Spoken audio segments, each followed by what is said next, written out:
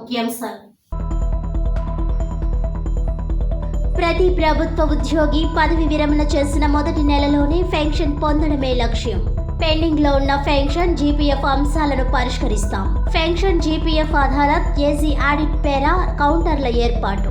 జిల్లా collector P Prashanti, రాష్ట్ర principal accountant general ఏ&ఈ ఎస్ శాంతిప్రియ.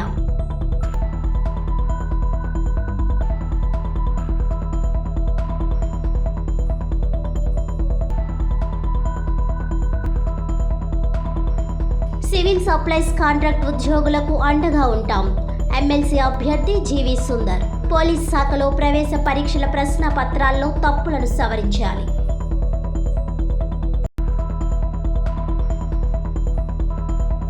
పేరా భక్తులను అధిక మెజారిటీతో గెలిపిద్దాం. మాజీ ఎమ్మెల్సీ ఆదిరెడ్డి అప్పారావు పిలుపు. పలు ప్రాంతాల్లో ఎమ్మెల్సీ ఎన్నికల ప్రచారం. మరాఠా యోధుడు ఛత్రపతి శివాజీ మహారాజ్ 395వ జయంతి సందర్భంగా కాంతారావు పాటిల్ ఆధ్వర్యంలో శివాజీ విగ్రహం దగ్గర పూలమాలలు వేసి భక్తాంజలి. పెన్షన్ అదాలత్, జీపీఎఫ్ అదాలత్ ఫలవంతమైన దిశగా నిర్వహించుకోవడం శుభ పరిణామమని, ఈ అవకాశాన్ని సద్వినియోగం చేసుకోవాలని జిల్లా కలెక్టర్ పి ప్రశాంతి, రాష్ట్ర principal accountant general S Shantipriya పేర్కొన్నారు. బుధవారం స్థానిక ఆర్ట్స్ కళాశాల సెమినార్ హాల్లో నిర్వహించిన తూర్పుగోదావరి జిల్లా పెన్షన్ అదాలత్, జీపీఎఫ్ అదాలత్, ఇతర అనుబంధ సమస్య పరిష్కారం కోసం నిర్వహించిన ఒకరోజు అవగాహన పరిష్కార కార్యక్రమం రాష్ట్ర ప్రిన్సిపల్ అకౌంటెంట్ జనరల్ ఏ&ఈ నేతృత్వంలో జిల్లా కలెక్టర్ పి ప్రశాంతి అధ్యక్షతన జరిగింది. జిల్లా కలెక్టర్ పి ప్రశాంతి మాట్లాడుతూ, ప్రతి ఉద్యోగి సర్వీస్ సమయంలో తన సర్వీస్కు సంబంధించిన అన్ని అంశాలు తన సర్వీస్ రిజిస్టర్ నమోదయ్యే విధంగా చూడాలన్నారు. అకౌంటెంట్ జనరల్ ఏ&ఈ కార్యాలయం వారు జిల్లాలో నిర్వహిస్తున్న పెన్షన్స్ జీపీఎఫ్ అదాలత్ కార్యక్రమాన్ని పెన్షనర్లు, డీడీఓ సద్వినియోగం చేసుకోవాలని కోరారు. రాష్ట్ర principal accountant general S Shantipriya మాట్లాడుతూ, వివిధ శాఖల్లో పనిచేస్తున్న ఉద్యోగుల పెన్షన్ ప్రతిపాదనలు పదవి విరమణ తేదీకి ముందే సంబంధిత జిల్లా డ్రాయింగ్ అండ్ పంపిణీ అధికారులు వారి పెన్షన్ పత్రాలను సమర్పించాలని అన్నారు. అలా చేయడం వలన ఆ ఉద్యోగి పదవి విరమణ చేసిన మొదటి నెలలోనే పెన్షన్ పొందుతారని అన్నారు. రాష్ట్రంలో ఇప్పటి వరకు Visakhapatnam, Chittoor, Kurnool, Kadapa, Paderu, Tirupati, AP secretariat, Velagalapudi, AP director general of police మంగళగిరిలోను పెన్షన్ మరియు జీపీఎఫ్ అదాలత్ అవగాహన కార్యక్రమాలు నిర్వహించామని అన్నారు. పెన్షనర్ల పదవి విరమణ చేసే కంటే 6 నెలల ముందు పెన్షన్ పేపర్లు అకౌంటెంట్ జనరల్కి పంపాలని senior deputy accountant general Polu Kishore Reddy తెలిపారు. 40% మంది పెన్షన్ పేపర్లు పదవి విరమణ చేసిన 4 నెలల తర్వాత పెన్షన్ పేపర్లు సమర్పించడం వలన లేటుగా బెనిఫిట్స్ వస్తున్నట్లుగా తెలిపారు.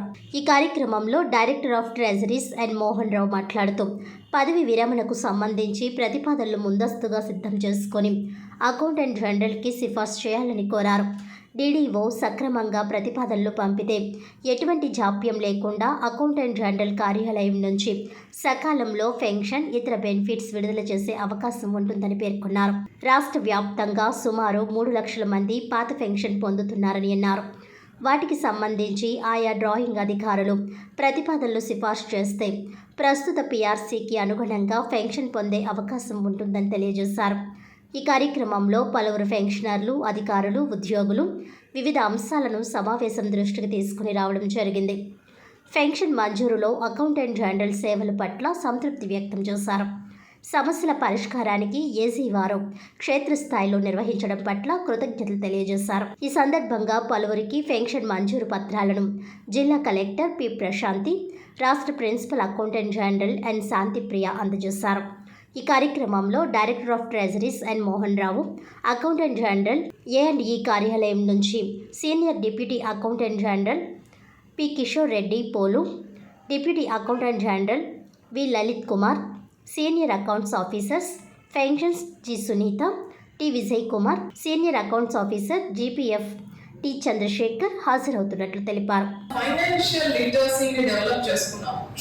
How we are looking after our bank accounts, updations, safe గా పాస్వర్డ్స్ పెట్టుకోవడం, అసలు ఇంట్రెస్ట్ క్రెడిట్ అవుతుందా లేదా, సో మంత్లీ మనం పే చేయాల్సినవి, ఇవన్నీ ఎలా అయితే మనం చెక్ చేసుకున్నామో అట్ ద సేమ్ టైం అంతే ఇంట్రెస్ట్ తో we all should be literate in establishment matters. So నాకు ప్రొబేషన్ డిక్లరేషన్ ఫైల్ వస్తుంది, బట్ అసలు service entry at the initial stage లేకుండా వస్తుంది. సో మీరు సర్వీస్ లో వచ్చిన మీ service entry yearly increment sanction చేసినప్పుడు increment entry, continuous service entry, increment కన్నా ముందు జరగాల్సింది సర్వీస్ ఎంట్రీ ఇన్ కంటిన్యూషన్. తర్వాత leave account updation, all the leaves which crosses your entitlements అంటే ఏదైతే మీకు 12 సీరియల్స్ కన్నా ఎక్కువ అయిపోతున్నాయో అవన్నీ కూడా కాంపిటెంట్ అథారిటీతో శాంక్షన్ ప్రొసీడింగ్స్, ఎక్కడైనా మీరు అబ్నార్మల్ లీవ్స్ ఉంటే ఎక్స్టెన్షన్ ఆఫ్ ఇంక్రిమెంట్స్, కొన్నిసార్లు ఇంక్రిమెంట్ డేట్ ని మనము సెలెక్ట్ చేసుకునే ఆప్షన్ వస్తుంది, అది ప్రాపర్ గా చేసుకున్నామా లేదా, ఇవన్నీ అయి మన ఫుల్ షేప్ లో మన ఎస్ఆర్ ఉంటే మనకి పెన్షన్ ప్రపోజల్స్ చేయడం అనేది చాలా ఈజీ. మనం ఎస్ఆర్ అప్డేషన్ గురించి ఎప్పుడు పరిగెత్తాం, పెన్షన్ లో వాళ్ళు ఏవైతే క్వరీస్ వేస్తారో అప్పుడు. అది కరెక్ట్ గా సంవత్సరానికి ఒక 2-3 రోజులు దానికి టైం ఇవ్వండి, ప్రాపర్ గా అప్డేట్ చేసుకోండి. డిస్ప్లే యాక్షన్స్ ఉండేటప్పుడు మీ డిస్ప్లే యాక్షన్స్ క్లోజ్ అయిపోతాయి కానీ మీ ఎస్ఆర్ ఎంట్రీలో ఉంటుంది. సో విజిలెన్స్ క్లియర్ అయిపోతుంది, అది ఎస్ఆర్ ఎంట్రీలో ఉంటుంది. సో మీకు ఏదైతే డిస్ప్లినరీ యాక్షన్ క్లోజ్ అయిపోయిందో ఆ పీరియడ్స్ లో మీకు ఏమైనా డ్యూస్ ఉంటే అవన్నీ కూడా మీరు డ్రా చేయాల్సి ఉంటుంది. ఇవన్నీ కలిపి మీరు లాస్ట్ లో పెన్షన్ టైంలో ఇవన్నీ క్లెయిమ్ చేస్తూ ఉంటారు. అవంతా కూడా కొంచెం డిఫికల్ట్ ప్రాసెస్ అయిపోతుంది. దాంతో పాటుగా ఇప్పుడు మనకి జీపీఎస్ ఉన్న మీ ఎంట్రీస్ కరెక్ట్ గా ఉన్నాయా లేదా అనేది కూడా చూసుకోవాలి. సో ఎస్పెషల్లీ మీరు డెప్యుటేషన్ లో ఫారెన్ సర్వీస్ కి వెళ్ళేటప్పుడు ఫారెన్ సర్వీస్ నుంచి మనం చలానా క్రెడిట్ అవ్వడం అనేది కొంచెం డిలే అవుతుంది. డిడిఓస్ ఎవరైతే ఉన్నారో సిపిఎస్ స్కీమ్ లో ఉన్న వాళ్ళందరికీ ప్రాపర్ గా సిపిఎస్ స్టేట్మెంట్ అప్డేట్ అవుతుందా లేదా అనేది కూడా చూడండి. మన ఎంప్లాయీస్ నుంచి కూడా ఎప్పుడు వాళ్ళ రిప్రజెంటేషన్ ఉన్నా అదొక డిమాండ్ ఉంటుంది, సిపిఎస్ స్టేట్మెంట్ మాకు ఇచ్చేటట్టుగా చేయండి, గతంలో జిపిఎస్ స్టేట్మెంట్ వచ్చేది ఇప్పుడు కూడా సిపిఎస్ స్టేట్మెంట్ కావాలి అని. సో ఇవన్నీ మనకు మనం కొన్ని ఎఫర్ట్స్ పెడితే at the end pension proposal processing అనేది ఈజీ అవుతుంది. AP state civil supplies contract ఉద్యోగులకు అండగా ఉంటానని ఉభయ గోదావరి జిల్లాల పట్టభద్రుల నియోజకవర్గ ఎమ్మెల్సీ అభ్యర్థి జీవి సుందర్ అన్నారు. రాజమండ్రిలో ఉభయ గోదావరి జిల్లాల పట్టభద్రుల నియోజకవర్గ ఎమ్మెల్సీ అభ్యర్థి జీవి సుందర్ మీడియా ప్రతినిధుల సమావేశంలో మాట్లాడారు. ఎన్నికల కోసం అబద్ధపు హామీలు ఇచ్చే నాయకులను నమ్మవద్దని పేర్కొన్నారు.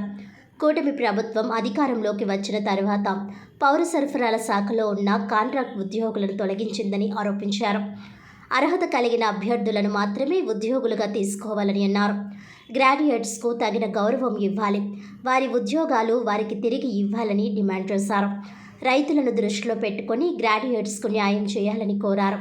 పవన్ కళ్యాణ్ రాజకీయాల్లో నీతిగా నిజాయితీగా ఉంటారని నమ్ముతున్నానని చెప్పారు. పోలీస్ శాఖలో ప్రవేశానికి జరిగిన పరీక్షల ప్రశ్న పత్రాల్లో జరిగిన తప్పులను సవరించాలని విజ్ఞప్తి చేశారు. అమలాపురం మాజీ ఎంపీ హర్షకుమార్ మాట్లాడుతూ ఎమ్మెల్సీ ఎన్నికల్లో గెలుపునకు దగ్గరగా ఉన్నామని అన్నారు. కూటమి నేతలు పోలీసు వ్యవస్థను అడ్డుపెట్టుకొని అక్రమాలకు పాల్పడుతున్నారని ఆరోపించారు. ప్రజల తరపున పోరాడే వ్యక్తిని ఎన్నుకోవాలని ప్రజలకు తెలుసునని వివరించారు.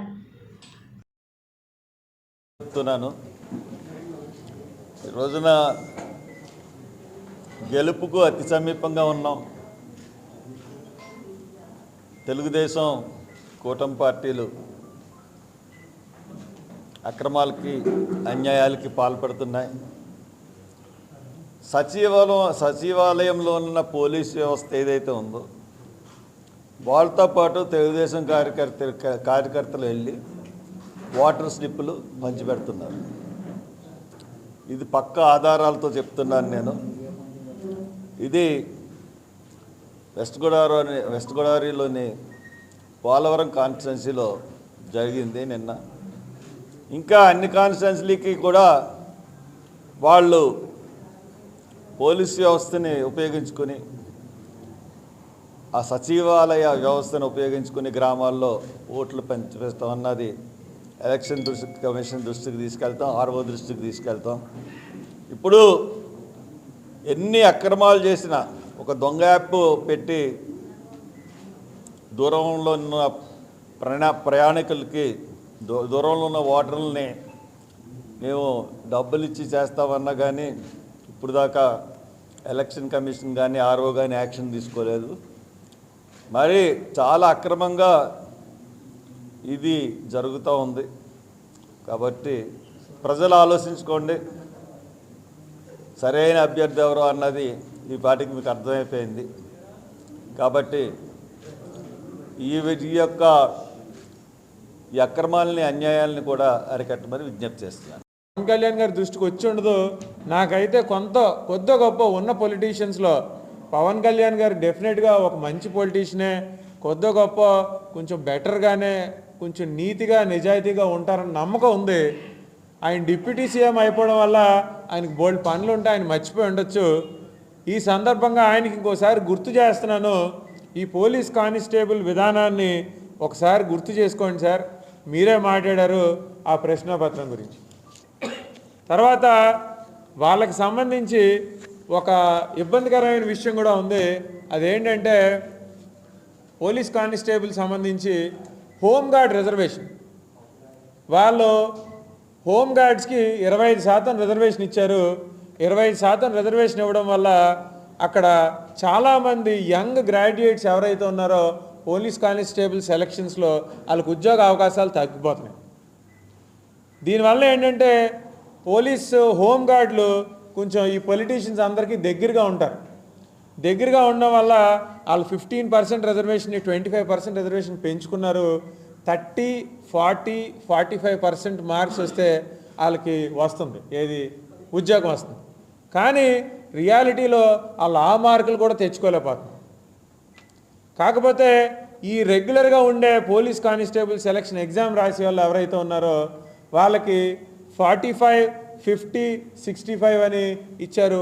అది కొడుతున్నా కానీ ఈ హోంగార్డ్స్ రిజర్వేషన్ ఎక్కువ అవడం వల్ల వీళ్ళకి ఉద్యోగ అవకాశాలు తగ్గిపోతున్నాయి. కాబట్టి మామూలుగా ఆ రిజర్వేషన్ లేకుండా హోంగార్డ్స్కి 15% రిజర్వేషన్ నుంచి వీళ్ళకి ఈ 2-3 మార్కులు పవన్ కళ్యాణ్ గారు మాట్లాడారు కదా, ఆ 2-3 మార్కులు కలపడం వల్ల డెఫినెట్గా చాలామంది దీనికి బెనిఫిట్ అవుతారని, చాలామందికి ఉపయోగకరంగా ఉంటుందని ఒకసారి దీని గురించి కూడా ప్రభుత్వాన్ని చూడమని మీ ద్వారా అడుగుతున్నాను. ఆత్మగౌరవ స్వయం పాలన కోసం భరతగడ్డ మీద నినదించిన మొదటి గొంతుక మరాఠా యోధుడు ఛత్రపతి శివాజీ మహారాజ్ 395వ జయంతి సందర్భంగా Rajahmundry Kotipalli bus stand fire station ఎదురుగా గల శివాజీ విగ్రహం దగ్గర కాంతారావు పాటిల్ ఆధ్వర్యంలో పలువురు మరాఠీలు పూలమాలలు వేసి భక్తాంజలి ఘటించారు. ఆత్మగౌరవ స్వయం పాలన కోసం భారత గడ్డ మీద నినదించిన మొదటి గొంతుక మరాఠా యోధుడు ఛత్రపతి శివాజీ మహారాజ్ 395వ జయంతి సందర్భంగా కాంతారావు పాటిల్ ఆధ్వర్యంలో Rajahmundry Kotipalli bus stand fire station ఎదురుగా గల శివాజీ విగ్రహం దగ్గర బుధవారం వేడుక నిర్వహించారు. పలువురు మరాఠీలు పాల్గొని పూలమాలలు వేసి భక్తాంజలి ఘటించారు. కాంతారావు పాటిల్ ఆధ్వర్యంలో జరిగిన ఈ కార్యక్రమంలో ఛత్రపతి శివాజీ గొప్పతనాన్ని కొనియాడుతూ పశ్చిమ భారతదేశాన మరాఠా సామ్రాజ్యాన్ని నెలకొల్పి మొఘల్ సామ్రాజ్యాన్ని ఎదిరించాడని పేర్కొన్నారు. 17 ఏళ్ల వయసులో శివాజీ మొట్టమొదటి యుద్ధం చేసి బీజాపూర్ సామ్రాజ్యానికి చెందిన తోర్నకోటను సొంతం చేసుకున్నాడని, మరో 3 ఏళ్లలో కొండన, రాజ్గఢ్ కోటలను సొంతం చేసుకుని పూణే ప్రాంతాన్నంతా తన స్వాధీనంలోనికి తెచ్చుకున్నాడని వివరించారు. ఈ కార్యక్రమంలో మరాఠీ అసోసియేషన్ అధ్యక్ష C Pradeep, S Yuvaraj, R Sanjay, C Shirish, P Sandeep, E Raju, K Rahul, S Mukesh, N Prashanth మరియు human rights council for India, HRCI south India organizing secretary మరియు NHRP forum city president R Sanjay పాల్గొన్నారు. ఇవాళ ఛత్రపతి శివాజీ మహారాజ్ ఇంచి జయంతి ఇవాళ మా మరాఠా అసోసియేషన్ ద్వారా జరిగింది. అట్లాగే ఈ జయంతి కాంతారాం పాటిల్ వీళ్ళ అద్దర్ల ఈ జయంతి ప్రతి సంవత్సరం జరుగుతుంది. ఉద్యోగ భద్రత కల్పించాలని పశు సంచార వాహన కార్మికులు ప్రభుత్వానికి విజ్ఞప్తి చేస్తున్నారు. రాజమండ్రి ప్రభుత్వ పశుసంవర్ధక శాఖ కార్యాలయం వద్ద కార్మికులు నిరసన వ్యక్తం చేశారు. కాంట్రాక్ట్ పూర్తయిన కారణంగా వాహనాలు అప్పగించి వెళ్లిపోవాలని ఆదేశాలు అందాయని అన్నారు. అకస్మాత్తుగా ఉపాధి లేదని చెబితే పిల్ల పాపలతో కుటుంబాలు రోడ్డున పడతాయని ఆవేదన వ్యక్తం చేశారు. సుమారు 3 సంవత్సరాలుగా సేవలు అందిస్తున్నామని పేర్కొన్నారు. రాష్ట్ర వ్యాప్తంగా 340 వాహనాలపై సిబ్బంది పనిచేస్తున్నారని వివరించారు. భవిష్యత్తులో వేతనాలు పెరుగుతాయి, జీవన ప్రమాణాలు మెరుగుపడతాయనే విశ్వాసంతో, నమ్మకంతో పనిచేస్తున్న తమను ఇప్పుడు కాంట్రాక్ట్ రద్దు అనే పేరుతో రోడ్డున పడేశారని తీవ్ర మనోవేదనకు గురవుతున్నామని వారు విచారం వ్యక్తం చేస్తున్నారు. ప్రభుత్వం సానుకూలంగా స్పందించాలని కోరుతున్నారు. ఈ మేరకు యానిమల్ హస్బెండరీ జిల్లా జాయింట్ డైరెక్టర్కు వినతి పత్రం అందిస్తున్నామని తెలిపారు.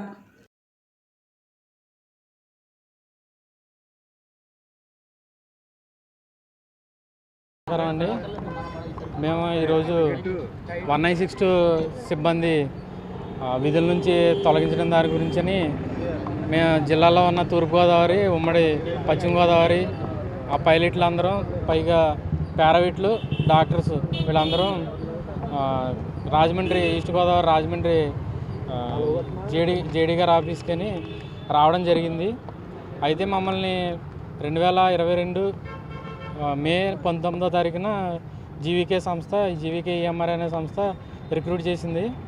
అయితే ఈ సంస్థ గత phase 1 175 నియోజకవర్గాలకి 175 వెహికల్స్ని నియమించి అందులో 3 పారా స్టాఫ్ని, డాక్టర్, పైలట్, పారావుడ్ అనే 3 స్టాఫ్ని నియమించింది. వారికి గత 3 సంవత్సరాల నుంచి కంటిన్యూగా సేవలు 196 నుంచి అందించాము. అదేవిధంగా ఏమైందని అంటే మొన్న ఫిబ్రవరి 15వ తారీఖున జీవీకే కంపెనీ తరపు నుంచి ఒక జీవో అయితే విడుదల చేశారండి. 196 సేవల్ని phase 1 వెహికల్ని నిలిపివేయడం జరిగిందని చెప్పి ఒక సర్క్యులర్ పెట్టారండి గ్రూప్లో. అయితే ఆ సర్క్యులర్ మేము మా ఈఎంఈ, మా పిఎం సార్ ఉన్న గ్రూప్లో మేము అడిగితే మనకి ఇంకా కన్ఫర్మ్ కాలేదని చెప్పి ముందన్నారు. తర్వాత మళ్ళీ సాయంత్రానికి మనకి సర్క్యులర్ వచ్చింది, మిమ్మల్ని టెర్మినేట్ చేస్తున్నారని చెప్పి ఒక వార్త అయితే తెలిసింది. కంపెనీ తరపు నుంచి అయితే మాకు లెటర్ పరంగా వాట్సాప్లో పెట్టడమే కానీ కంపెనీ తరపు నుంచి మాకు ఈఎంఈ గారు కానీ పిఎం గారు కానీ ఇలాగ మానేయని చెప్పని, మానేయండి, ఆఫ్ చేశారని చెప్పి మాకు ముందుగా ఎటువంటి సమాచారం అయితే ఇవ్వలేదు. రాత్రికి రాత్రే మీరు రేపటి నుంచి డ్యూటీకి వెళ్ళకండి, ఒకవేళ వెళ్ళినా కానీ అటెండెన్స్ పడదు, శాలరీ పడదని చెప్పి మాకు వాట్సాప్లో మెసేజ్లు పెట్టారు. అయితే ఆ రోజు ఊరుకుని మార్నింగ్ ఫోన్ చేసాము మొత్తం మా ఈఎంఈ పిఎం సార్లకి.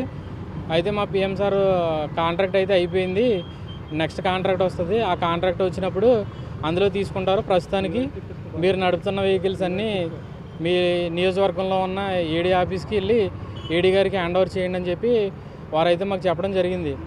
ఏడీ గారికి హ్యాండ్ ఓవర్ చేస్తాం, ఓకే. కాకపోతే గవర్నమెంట్ రూల్ ప్రకారం మేమైతే హ్యాండ్ ఓవర్ చేయడానికి ఒప్పుకున్నాం. కాకపోతే ఇప్పటి వరకు చేసిన మేము తక్కువ జీతానికి చేసాం. యాక్చువల్గా ఒక హెవీ లైసెన్స్ డ్రైవర్కి మినిమం 18,000 రూపాయల శాలరీ ఉండాలి. అయితే మాకు ఇది ఒక సంస్థలో లైఫ్ బాగుంటుంది, పిల్లల చదువులకు కానీ పిఎఫ్ అని ఈఎస్ఐ అని ఇవన్నీ ప్రొవైడ్ చేస్తున్నారు. ఒక కంపెనీలో మనం చేస్తున్నామని అంటే కొంచెం ఫ్యామిలీ పరంగా కూడా బాగుంటుంది, శాలరీస్ కూడా పెరుగుతాయి అన్న ఉద్దేశంతో మేము తక్కువ జీతానికి మాకు పిఎఫ్ ఈఎస్ఐ కట్ అయ్యి పైలట్లకు వచ్చి 10,500 రూపాయలు శాలరీ పడేది. అది కూడా 2 సంవత్సరాలు 2 నెలలకి. మేము సంస్థలో అయితే పర్మనెంట్గా జాయిన్ అయ్యామండి. టెంపరీ కాదండి, మామూలుగా టెర్మినేట్ చేశారు వాళ్ళు. టెర్మినేట్ చేసినట్టు లెటర్ ఇచ్చారు. మాకైతే టెర్మినేట్ చేసినట్టు లెటర్ రాలేదు. కొంతమందికి, మాలో కొంతమందికి వచ్చింది. పారావెట్లకి, డాక్టర్లకి టెర్మినేట్ చేసినట్టు లెటర్ వచ్చినాయి. అయితే వెహికల్స్ అయితే గవర్నమెంట్ కొని కాంట్రాక్ట్ జీవీకే సంస్థకి అప్పగించింది. జీవీకే సంస్థ మాకు ఈ 3 సంవత్సరాలు సంస్థ నడిపింది. శాలరీస్ అటు ఇటుగా అయినా శాలరీ చేసింది. తర్వాత ఏంటనంటే మాకు జనవరి నెల శాలరీని, ఫిబ్రవరి 15 రోజుల శాలరీ, తర్వాత మధ్యలో మేము జాయిన్ అయినప్పటి నుంచి మాకు మధ్యలో వెహికల్ టైర్ పంచర్కి కానీ, వెల్డింగ్లకు కానీ, గ్రీజ్కి కానీ, ఎయిర్ ఫిల్టర్కి కానీ వీటిలన్నిటికి మెయింటెనెన్స్ పెట్టాం. ఈ మెయింటెనెన్స్ మా శాలరీలోనే పెట్టాం. ఒకవేళ పైలట్ దగ్గర ఉంటే పైలట్ పెట్టేవాడు, పారావెట్, డాక్టర్ 3 షేర్ చేసుకుని పెట్టేవారు. అది ఇవన్నీ బిల్లులు పంపించండి, హెడ్ ఆఫీస్కి వెళ్ళి బిల్లులు పంపిస్తే బిల్లులు మేము సబ్మిట్ చేసి చేస్తామన్నారు. వెహికల్ హ్యాండ్ ఓవర్ చేశారు. ఇప్పుడు వెహికల్ అయితే హ్యాండ్ ఓవర్ చేయలేదండి. వెహికల్ హ్యాండ్ ఓవర్ చేయలేదు. మేము వెహికల్ హ్యాండ్ ఓవర్ చేయడానికి మాకు న్యాయం జరగకుండా మేము వెహికల్ ఎలాగ హ్యాండ్ ఓవర్ చేస్తామండి? రాష్ట్రంలో అతి పెద్దదైన నన్నయ్య యూనివర్సిటీకి గిరిజన మహిళ సత్తుపట్టి ప్రసన్నశ్రీని నియమించడం పట్ల రాష్ట్ర ఎస్సీ ఎస్టీ ఎంప్లాయీస్ అసోసియేషన్ నాయకులు హర్షం వ్యక్తం చేశారు. రాజమండ్రి దేవి చౌక్లో గల రత్నం ఆర్గనైజేషన్ ఆఫీసులో జరిగిన సమావేశానికి అధ్యక్షత వహించిన రాష్ట్ర ఎస్సీ ఎస్టీ ఎంప్లాయీస్ అసోసియేషన్ అధ్యక్షులు తాళ్ళూరు బాబు రాజేంద్ర ప్రసాద్ మాట్లాడారు. ముఖ్యమంత్రి వర్యులు చంద్రబాబు నాయుడు, ఉన్నత విద్యాశాఖ మంత్రి నారా లోకేష్ గిరిజనులను గుర్తించి గిరిజన మహిళ అయిన సత్తుపట్టి ప్రసన్నశ్రీని రాష్ట్రంలో అతిపెద్ద యూనివర్సిటీ అయిన నన్నయ్య యూనివర్సిటీకి గిరిజన మహిళను వైస్ ఛాన్సలర్గా నియమించడం సంతోషదాయకమని అన్నారు. ధన్యవాదాలు తెలియజేశారు. ఆచార్య సత్తుపట్టి ప్రసన్నశ్రీ గిరిజనుల అభివృద్ధి కోసం ఎంతో కృషి చేసినందుకు గాను 2022లో అప్పటి రాష్ట్రపతి రామ్నాథ్ కోవింద్ చేతుల మీదుగా నారీ శక్తి పురస్కారాన్ని అందుకున్నారు. గిరిజనులకు సంబంధించిన 19 భాషలకు లిపిని రూపొందించడం జరిగిందని వివరించారు. జాతీయంగానూ అంతర్జాతీయంగానూ అనేకమైనటువంటి అవార్డులను అందుకున్నారని పేర్కొన్నారు. ఈ సందర్భంగా వీసీ గారికి శుభాకాంక్షలు తెలిపారు. ఈ కార్యక్రమంలో జిల్లా ఎస్సీ ఎస్టీ ఉద్యోగ సంఘం అధ్యక్షులు కోరుకొండ చిరంజీవి, కాకినాడ జిల్లా Telugu Desam party SC cell secretary దారా ఎస్ రత్నం, జంగం సుబ్బారావు, ఉసురుమర్తి రామారావు, అర్ధాల కుమార్ బాబు తదితరులు పాల్గొన్నారు.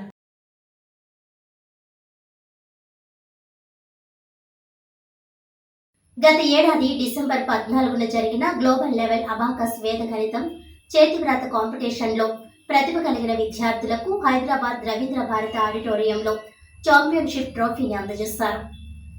రాజమండ్రి మొరంపూడి ఆదిత్య స్కూల్లో చదువుతున్న సెకండ్ క్లాస్ చదువుతున్న గాదం దేవి తన్వి, అలాగే యూకేజీ చదువుతున్న గాదం లేఖ్యాదేవి మరియు గాదం జోషిత్ రామ్, యూకేజీకి Telangana governor Jishnudev Varma, E V Narasimhareddy commissioner మరియు school education director V Balakrishnareddy, vice chancellor JNTU గౌరవ అతిథి Srimati B Venkata Narasimha, joint director Samagra Shikshana Telangana వారి చేతుల మీదుగా అందజేయడం జరిగింది. ఈ సందర్భంగా ఆదిత్య తక్ష స్కూల్ డైరెక్టర్ నల్లమిల్లి శృతిరెడ్డి మాట్లాడుతూ తమ స్కూల్ విద్యార్థులకు ఛాంపియన్షిప్ రావడం పట్ల హర్షం వ్యక్తం చేశారు. అలాగే వారు మాట్లాడుతూ అబాకస్ అనేది మీ పిల్లల అంకగణితం, తార్కికం మరియు తార్కిక సామర్థ్యాలను శక్తివంతం చేయడానికి ఒక ప్రత్యేక కార్యక్రమం. ఇది పోటీ ప్రపంచంలో మంచి స్థానానికి వారిని సిద్ధం చేస్తుంది. శాస్త్రవేత్తల ప్రకారం మానవులు తమ జీవిత కాలంలో వారి మెదడు శక్తిలో 3% కంటే తక్కువ ఉపయోగించుకుంటారు. అంటే ఉపయోగించని మెదడు ద్వారా అభివృద్ధికి అవకాశం ఉంది. మెదడు అభివృద్ధి కార్యకలాపాలు బాల్యం రోజుల్లో మరియు ముఖ్యంగా వారు 13 సంవత్సరాల కంటే తక్కువ వయసు ఉన్నప్పుడు జరుగుతాయని నిరూపించబడింది. ఈ వయసు దాటి మెదడు అభివృద్ధికి అవకాశం చాలా తక్కువ లేదా ఆచరణాత్మకంగా 0.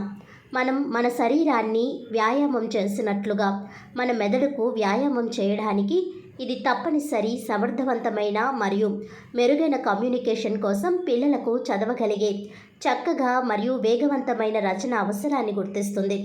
స్మార్ట్ రైట్ పిల్లలకు చక్కని చేతివ్రాత నైపుణ్యాలను అందిస్తుంది మరియు భవిష్యత్తు కోసం వారిని సిద్ధం చేస్తుంది. మా పోటీలలో ఎక్కువ భాగం రాత పరీక్ష ఆధారంగా జరుగుతాయి కాబట్టి మనం వ్రాసే వాటిని ఇతరులు చదవగలగడం చాలా ముఖ్యం. మరియు స్మార్ట్ జీనియస్ తన ప్రధాన కార్యక్రమాలు స్మార్ట్ జీనియస్ అబాకస్ మరియు స్మార్ట్ రైట్ చేతివ్రాత కోర్సులతో పిల్లల విద్యారంగంలో అంకగణితం, ఇంకా గణితం, తార్కికం మరియు చేతిరాత సామర్థ్యాలను మెరుగుపరుచుకోవడానికి మరియు పోటీ ప్రపంచంలో మంచి స్థానానికి వారిని సిద్ధం చేయడానికి వీలవుతుందన్నారు. ఈ కార్యక్రమంలో విద్యార్థి తల్లిదండ్రులు తదితరులు పాల్గొన్నారు. ఉమ్మడి ఉభయ గోదావరి జిల్లాల గ్రాడ్యుయేట్ ఎమ్మెల్సీ ఎన్నికల్లో కూటమి అభ్యర్థిగా పోటీ చేస్తున్న పేరాభక్తుల రాజశేఖరాన్ని అధిక మెజార్టీతో గెలిపించాలని మాజీ ఎమ్మెల్సీ ఆదిరెడ్డి అప్పారావు పిలుపునిచ్చారు.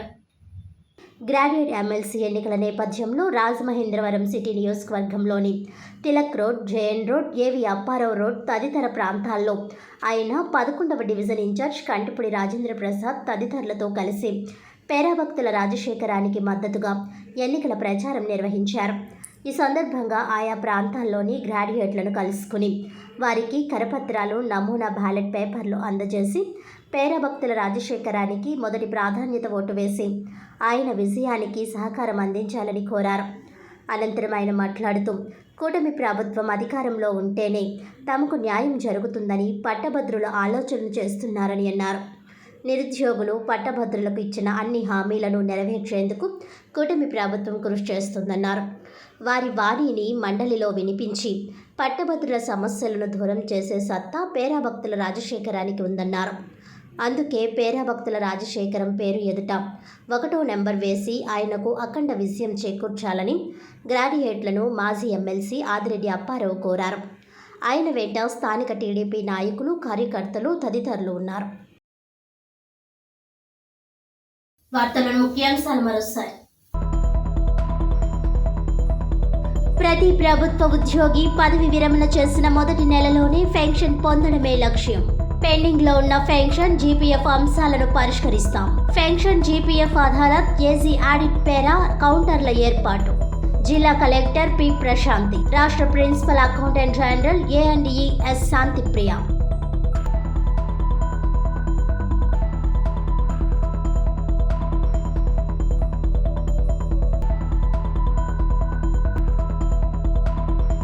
సివిల్ సప్లైస్ కాంట్రాక్ట్ ఉద్యోగులకు అండగా ఉంటాం. ఎమ్మెల్సీ అభ్యర్థి జీవి సుందర్. పోలీస్ శాఖలో ప్రవేశ పరీక్షల ప్రశ్న పత్రాల్లో తప్పులను సవరించాలి.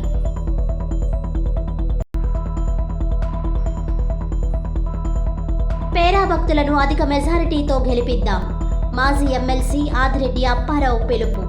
పలు ప్రాంతాల్లో ఎమ్మెల్సీ ఎన్నికల ప్రచారం.